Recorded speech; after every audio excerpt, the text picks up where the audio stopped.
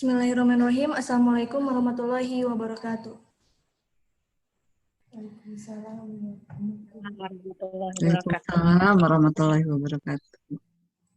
Selamat siang, salam sejahtera untuk kita semua. Salam, Om Swastiastu, Namo Buddhaya, salam kebajikan. Pertama-tama, marilah kita panjatkan puji dan syukur atas kehadirat Allah Subhanahu wa Ta'ala yang selalu senantiasa melimpahkan rahmat, taufik, serta hidayahnya. Sehingga pada kesempatan yang bahagia ini kita masih diberikan nikmat sehat, nikmat rezeki, sehingga kita masih dipertemukan dalam acara mini webinar yang insya Allah berkah ini. Amin, amin, ya rabbal alamin. Tak lupa sholawat serta salam semoga tetap tercurahkan kepada junjungan Nabi kita, Nabi Agung Nabi Muhammad Shallallahu Alaihi Wasallam, beserta keluarga dan para sahabat-sahabatnya. Baiklah, sebelum acara ini dimulai, izinkan saya menyapa para audiens terlebih dahulu. Apa kabar Bapak Ibu semuanya baik? Alhamdulillah baik. Alhamdulillah, saya Neng. Alhamdulillah Ibu Bapak ya, kalau dengan keadaan baik. Meskipun lagi pandemi, tapi harus fit ya. Oke, perkenalkan terlebih dahulu saya Gita Kurnia Dewi. Di sini saya akan memandu acara mini webinar dari Fitri Ayu Febrianti yang sekaligus adalah saudara saya sendiri. Oke, Bapak Ibu hadirin yang saya hormati, pandemi COVID-19 telah mengubah banyak hal dalam sekejap. Pandemi ini merusak berbagai tatanan masyarakat yang sudah ada. Semua dipaksa untuk dapat beradaptasi dengan tingkat ketidakpastian yang sangat tinggi, termasuk sekolah sebagai instansi penyelenggara pendidikan. Para pendidik tentunya sebagai ujung tombak keberhasilan pendidikan di masa depan. Dalam hal ini adalah sebuah proses menentukan tingkat pencapaian tujuan pembelajaran. Perlunya perubahan dalam situasi yang tidak menentu ini mengharuskan kita untuk mengevaluasi pembelajaran melalui daring. Oleh karena itu, tema kita hari ini adalah sebuah refleksi evaluasi pembelajaran melalui daring di tingkat sekolah dasar yang akan dipaparkan pematerinya oleh Fitri Ayu Febrianti.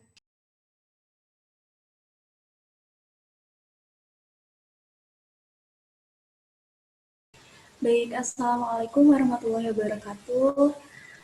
Waalaikumsalam Warahmatullahi wabarakatuh.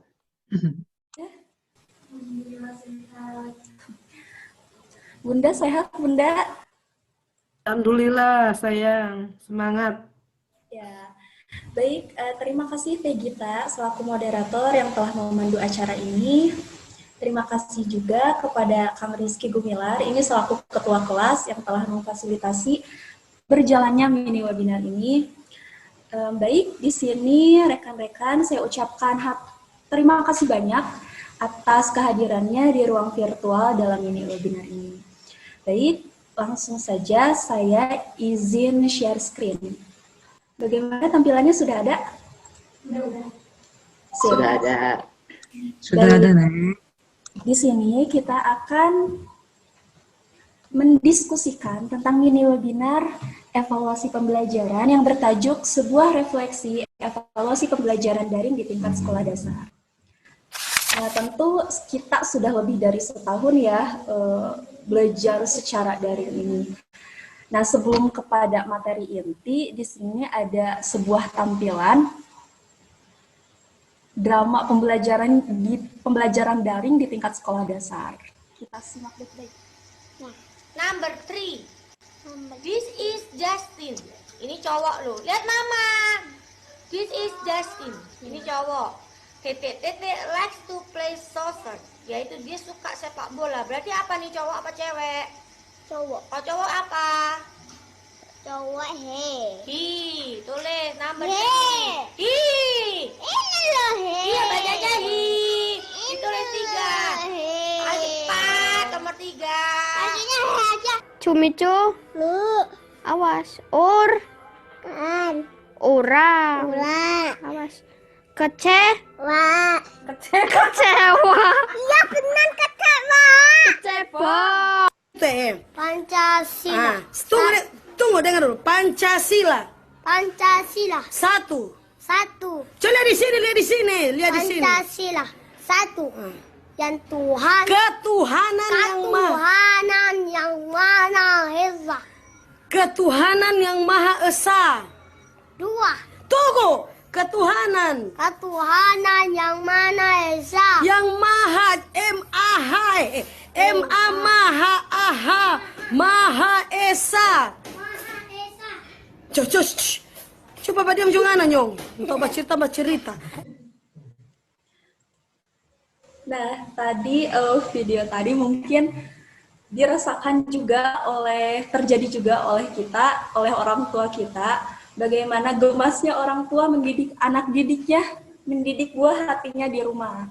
Mungkin ini relevan ya untuk guru-guru tingkat sekolah dasar. Lalu, di sini terdapat sebuah ilustrasi bagaimana COVID-19 itu kasusnya menyebar di beberapa titik belahan dunia. Nah, dengan demikian, hal ini merefleksikan bahwa COVID-19 begitu menunjukkan eksistensinya di dunia. Namun, efek dari COVID-19 ini tentunya menyentuh berbagai ranah kehidupan, termasuk ke dalam sektor pendidikan. Dengan demikian, yang tadinya pembelajaran di kelas, bertemu dengan anak tiap hari, terpaksa harus dipindah alihkan ke rumah. Baik, rekan-rekan, seperti yang tadi saya singgung sebelumnya bahwa pembelajaran itu dipindah alihkan ke rumah, yang tadinya luring, kini beralih ke daring. Seperti yang rekan-rekan tahu, di sini saya kutip dari gig.id bahwa pembelajaran luring dan daring itu memiliki komparasi yang cukup menonjol. Ditinjau dari medianya, itu media kalau di luring bisa berupa media konkret dan media berbasis ICT. Tapi ketika di daring itu medianya perlu media berbasis ICT dan harus ada koneksi internet. Hal ini memicu permasalahan tersendiri terutama untuk yang kawasan yang belum terjamah oleh internet. Selanjutnya adalah tatap muka. Kalau di luring kan biasanya kita tatap muka dengan anak-anak, tapi secara daring itu malah beralih ke virtual, tatap muka secara virtual. Lalu komparasi selanjutnya adalah terbatas waktu, sedangkan di daring tidak terbatas waktu. Kalau di luring biasanya ruang yang sama, di ruang kelas yang sama, berada di atap yang sama, di bawah atap yang sama, namun ternyata di daring itu bisa dilakukan di mana saja. Ini adalah sekilas komparasi antara luring dan daring. Baik, rekan-rekan, di sini komponen pembelajaran, baik luring maupun daring, itu ternyata memiliki beberapa komponen yang perlu diperhatikan dan dipenuhi, dimulai dari guru sampai kepada evaluasi. Kalau di pembelajaran daring, eksistensi guru dan siswa mungkin ada, tapi ada yang hilang di sana, yakni interaktivitas yang kurang intim. Tidak seperti tatap muka biasa yang kita bisa mengelus anak didik, kalau ini kan susah gitu, susah untuk bertemu. Selanjutnya adalah komponen tujuan. Nah, untuk pembelajaran daring ini, tujuannya terkadang mungkin rekan-rekan juga mengalami tidak semua tujuan pembelajaran itu tercapai karena memiliki kendala tersendiri dalam pelaksanaannya. Sehingga lanjut ke konsep materi. Jadi materinya itu ada yang tereduksi atau terpangkas. Sehingga materi yang disampaikan oleh guru itu hanya materi-materi yang bersifat esensial. Betul begitu, Ibu? Betul ya. Nah, sekarang ke media. Nah, sekilas kalau sebelumnya atau pembelajaran luring, kita menggunakan media ala kadarnya. Tapi ketika pembelajaran di tengah pandemi ini, kita dituntut untuk memiliki kapabilitas menggunakan media berbasis ICT. Dengan demikian, media di sini dititik beratkan karena untuk mencapai tujuan tadi. Selanjutnya adalah evaluasi. tidak seperti evaluasi pembelajaran luring. Evaluasi pembelajaran daring mungkin lebih ke ranah kognitif karena kita tidak bisa mengobservasi siswa secara langsung. Jadi kebanyakan guru atau mayoritas guru itu cenderung ke evaluasi kognitif, ranah kognitif. Sehingga hal ini kurang komprehensif ya karena tidak mencangkup ranah afektif dan psikomotor. Selanjutnya, tadi sudah disinggung salah satu komponen pembelajaran daring, yakni media. Di sini saya rekomendasikan beberapa media pembelajaran, atau mungkin rekan-rekan juga memiliki media pembelajaran yang relevan dengan kondisi sekolahnya, itu dipersilakan. Tapi ini media pembelajaran yang pernah sebutkan pembelajaran daring, mungkin rekan-rekan bisa, boleh seperti ini. Nah, ini contohnya saya membuat media pembelajaran, video pembelajaran, maaf. Lalu nanti bisa rekan-rekan unggah juga di YouTube, kanal YouTube atau platform lainnya. Di sini juga boleh rekan-rekan membuat mobile learning berbasis waktu APK. Lalu ada di sini yang multimedia interaktif berbasis iScreenshot 10. Nah, rekan-rekan juga bisa melakukan pembelajaran virtual melalui Google Meet atau Zoom yang sedang kita pakai ini. Boleh. Nah, lalu rekan-rekan juga boleh membuat digital book. Ini saya menggunakan digital book berbasis Flip PDF profesional. Lalu ini ada digital book berbasis 3D Page Flip profesional. Dan yang terakhir ini saya rekomendasikan kelas virtual berbasis Edmodo. Jadi di sini seperti Facebook, jadi siswa atau guru bisa membuat update status untuk pembelajarannya. Mungkin rekan-rekan juga memiliki media yang lain, boleh, sangat boleh. Selanjutnya adalah evaluasi pembelajaran daring, topik kita hari ini. Nah, di sini saya kutip dari bukunya Urek tahun 2001. Jadi ini sekilas saja ya, kami selama berkuliah dengan Prof. Uman di mata kuliah evaluasi pembelajaran, itu diharuskan meresensi satu buah buku evaluasi berbahasa asing. Jadi ini adalah buku yang saya kutip dari referensi dari Urek tahun 2001 dengan judul Assessment and Learning in the Primary School. Jadi menurut Urek di dalam bukunya, jenis asesmen itu dimulai dari dimensi sifat, dimensi waktu, dimensi fase, dimensi cara, dan dimensi subjek. Kita tahu bahwa misal kelima dimensi ini bisa kita gunakan atau kita reduksi di dalam pembelajaran daring. Sebagai contoh ini, berdasarkan dimensi caranya, ada dua jenis, yakni tulis dan lisan. Misal, kalau diimplementasikan di dalam pembelajaran daring, kita bisa menggunakan Google Form untuk mengetes kognisi siswa secara tertulisnya. Lalu untuk lisan, kita bisa menggunakan voice note atau video call. Kalau saya pernah waktu tahun ajaran kemarin menggunakan fitur video call di WhatsApp untuk mengetes hafalan surah siswa. Itu bisa rekan-rekan implementasikan di sekolah masing-masing ya. Lalu di sini tujuan penilaian masih di dalam bukunya Urek, bahwa penilaian itu bertujuan untuk sebagai pengetahuan tentang hasil atau umpan balik. Betul, setelah melakukan pembelajaran daring, kita tentu memerlukan hasil pembelajarannya dan umpan balik untuk perbaikan selanjutnya. Lalu kita butuh dukungan dan dorongan, lalu untuk motivasi, untuk diagnosis, untuk seleksi, dan untuk pengukuran serta perbandingan. Selanjutnya di sini ada salah satu rekan saya, Bu Nur Lela, yang membahas tentang evaluating online teaching implementing best practice, yang dikutip dari bukunya Jobin. Bu Nur, saya izin untuk mendiseminasikan ini. Ini tujuannya bagus. Jadi relevan dengan kajian kita hari ini tentang evaluasi pembelajaran daring di sekolah dasar.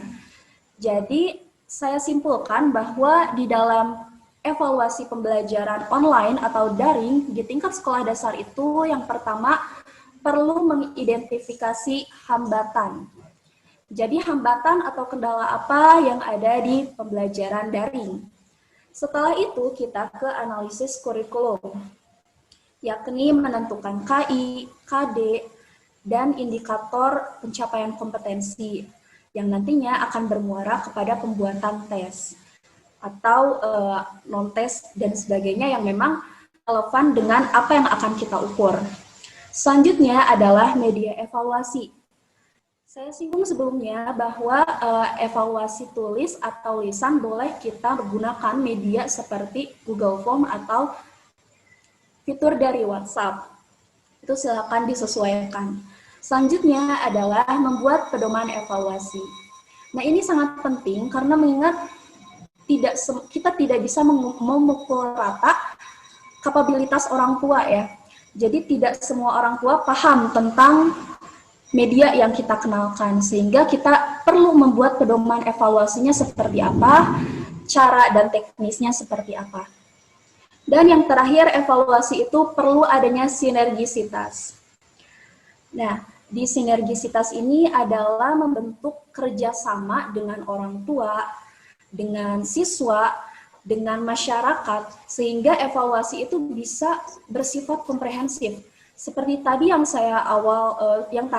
di awal saya bilang bahwa pembelajaran daring ini evaluasinya cenderung lebih ke kognitif karena susah untuk ke ranah afektif dan psikomotor.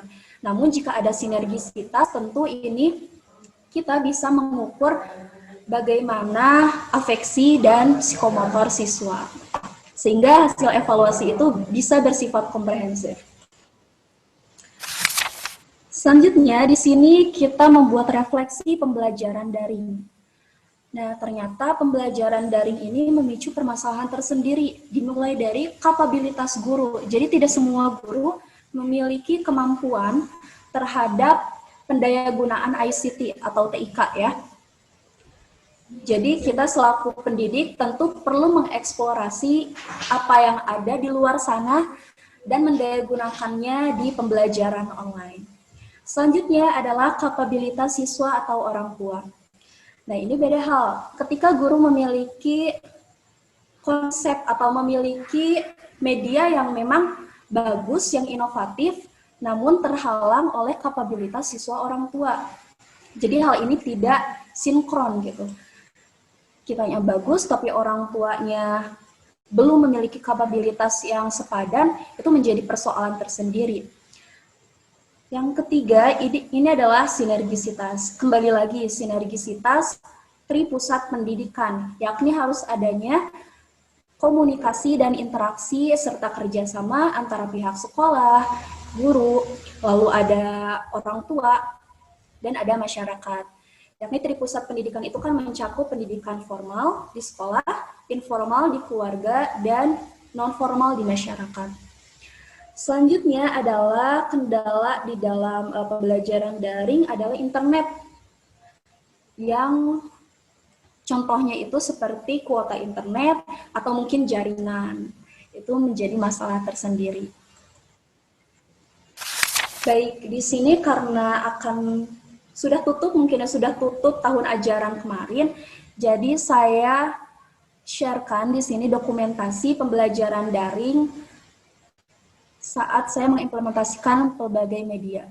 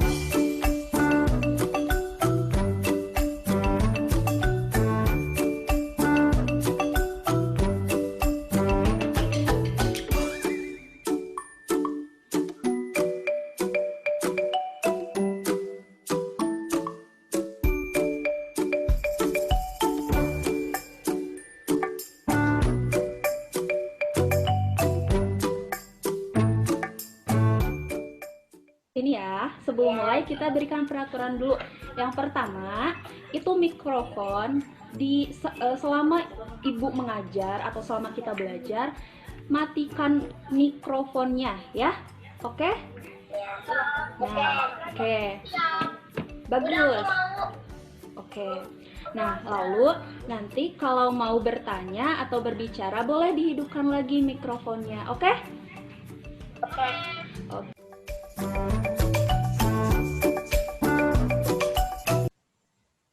Nah, mungkin seperti itu. Rekan-rekan lain, saya yakin pasti lebih bagus lagi implementasi medianya di pembelajaran daring.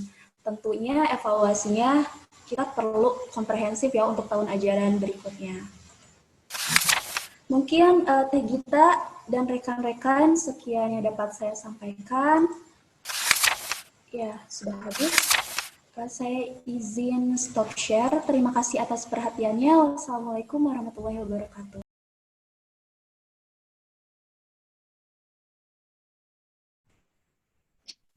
Ya, bismillahirrahmanirrahim. Assalamualaikum warahmatullahi wabarakatuh. Waalaikumsalam warahmatullahi wabarakatuh. Ya, di sini saya juga mau sharing sedikit ya soal pembelajaran daring yang jangan yang tahun kemarin lah, yang semester kemarin aja ya. Yang semester kemarin itu yang saya hadapi adalah gimana ya, jadi anak-anaknya itu tuh yang saya alami gitu ya, pengalaman saya. Anak-anaknya tuh bandel, pertama bandel, jadi udah disuruh ngerjain, misalnya nih dikasih tugas, udah dijelasin juga, tapi tetap pas pengerjaan itu dikerjain oleh mamah-mamahnya. Itu yang bandanya karena katanya anak-anaknya gak mau ngerjain tugas dan lain sebagainya. Terus bingung kan, bingungnya tuh gini, jadi ketika semua nilai ujian atau ulangan nilainya 100, itu jadi nggak ada ini ya, nggak ada perbandingan gitu antara satu sama yang lain, jadi juga untuk menentukan nilai. Terus kan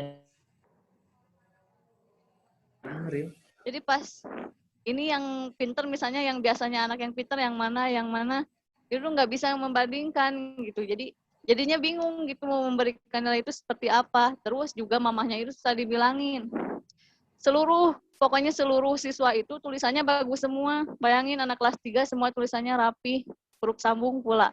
Coba itu, aduh, kayak gitu ya. Jadi emang sih menjenuhkan. Terus ya salah satunya itu, jadi sulit dibilangin gitu, susah dibilangin mamah-mamahnya terutama ya. Mungkin kalau mamah-mamahnya mah yang penting ngerjain tugas masuk, anak dapat nilai. Tapi kan di sisi lain guru kalau misalnya semua anak nilainya 100 semua, itu yang pas mau bikin raport itu yang susah. Pas kemarin mau bikin raport ya kayak gitu aja. Jadi gimana ya, mungkin pertama pembelajaran daring itu ya seperti itu ya, susah untuk mengendalikan. Yang kedua yaitu mungkin komunikasi harus selalu intens gitu ya sama mamah-mamahnya. Padahal itu udah dapat ancaman, cuman pas nerapnya tuh seminggu doang. Jadi yang dikerjain sama mamahnya, awas gak akan dikasih nilai. Seminggu nurut, kedepannya gitu lagi mungkin ya. Itulah pengalaman sedikit sharing.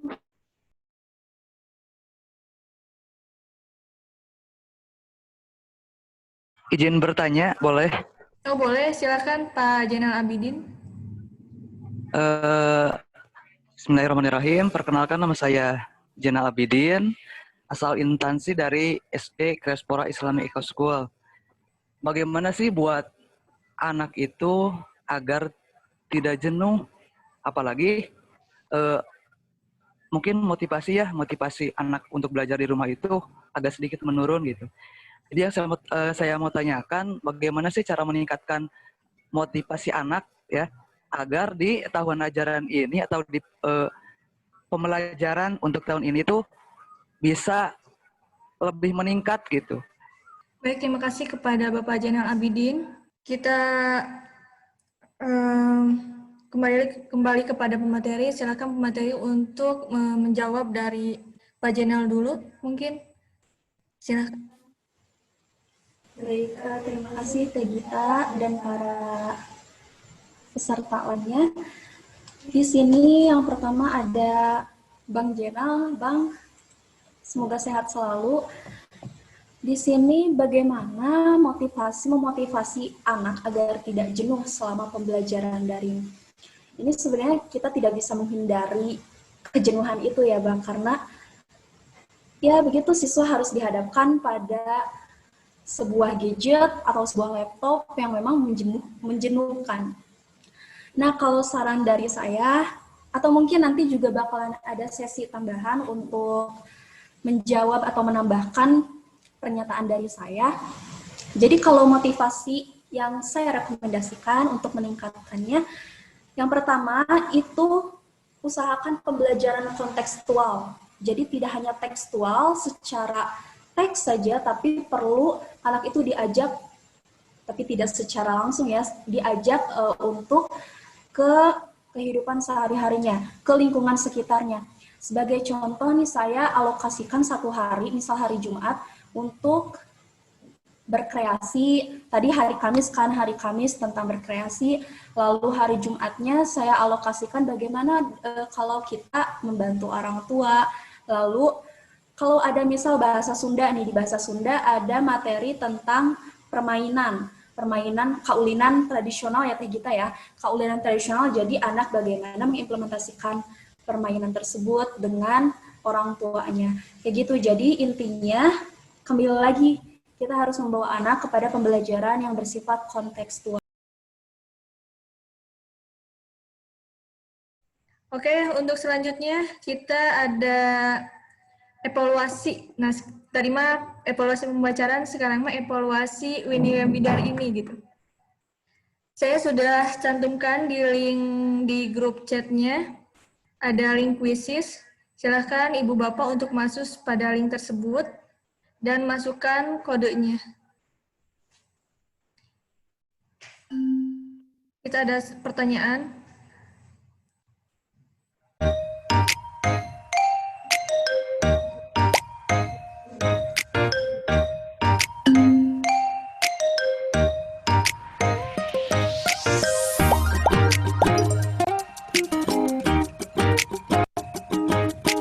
Silakan Bapak Ibu.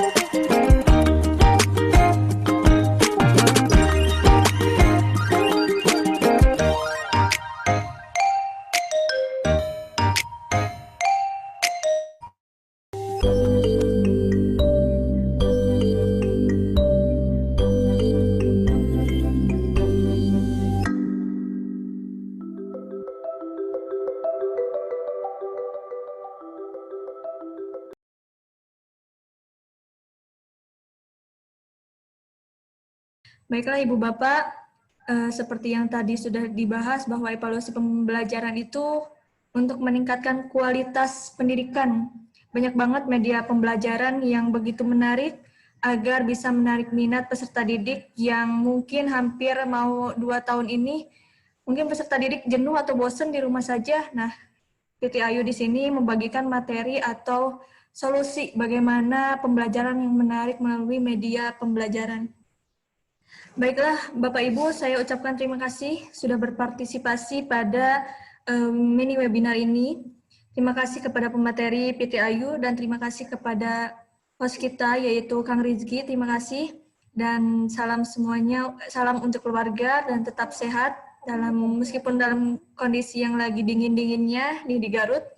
Saya ucapkan terima kasih dan salam semuanya. Selamat siang. Wassalamualaikum warahmatullahi wabarakatuh.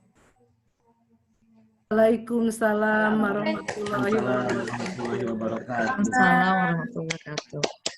Oke, terima kasih semuanya. Selamat siang.